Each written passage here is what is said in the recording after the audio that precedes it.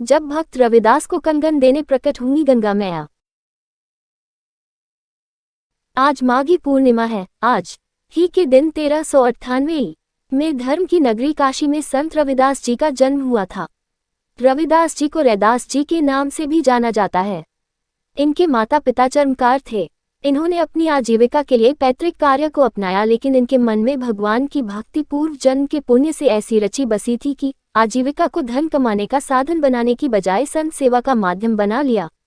संत और फकीर जो भी इनके द्वार पर आते उन्हें बिना पैसे लिए अपने हाथों से बने जूते पहनाते। इनके इस स्वभाव के कारण घर का खर्च चलाना कठिन हो रहा था। इसलिए इनके पिता ने इन्हें घर से बाहर अलग रहने के लिए जमीन दे दिया। जमीन के छोटे से टुकड़े में रविदास जी ने एक कुटिया बना लिया। जूते बनाकर जो कमाई होती उससे संतों की सेवा करते। इसके बाद जो कुछ बच जाता उससे अपना गुजारा कर लेते थे। एक दिन एक ब्राह्मण इनके द्वार आए और कहा कि गंगा स्नान करने जा रहे हैं, एक जूता चाहिए। इन्होंने बिना पैसे लिया ब्राह्मण को एक जूता दे दिया। इसके बाद एक सुपारी ब्राह्मण को देकर कहा कि इसे मेरी ओर से गंगा मैया को दे देना। ब्राह्मण रविदास जी द्वारा दिया गया सुपारी लेकर गंगा स्नान करने चल पड़ा। गंगा स्नान करने के बाद गंगा मैया की पूजा की और जब चलने लगा तो अनमने मन से रविदास जी द्वारा दिया सुपारी गंगा में उछाल दिया। तभी एक चमत्कार हुआ, गंगा मैया प्रकट हो गई और रविदास जी द्वारा दिया गया सुपारी अपने हाथ में ले लिया।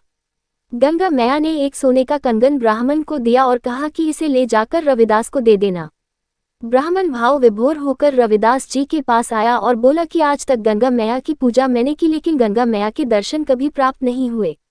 लेकिन आपकी भक्ति का प्रताप ऐसा है कि गंगा मैया ने स्वयं प्रकट होकर आपकी दी हुई सुपारी को स्वीकार किया और आपको सोने का कंगन दिया है।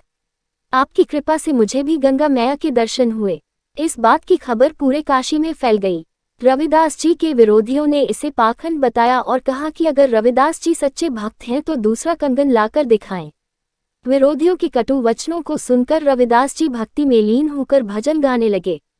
रविदास जी चमड़ा साफ करने के लिए एक बर्तन में जल भरकर रखते थे। इस बर्तन में रखे जल से गंगा मैया प्रकट हुई और दूसरा कंगन रविदास जी को भेंट किया। रविदास जी के विरोधियों का सिर नीचा हुआ और संत रविदास जी की जय जयकार होने लगी। इसी समय से ये दोहा प्रसिद्ध हो गया, मन चंगा तो कठौती में गंगा।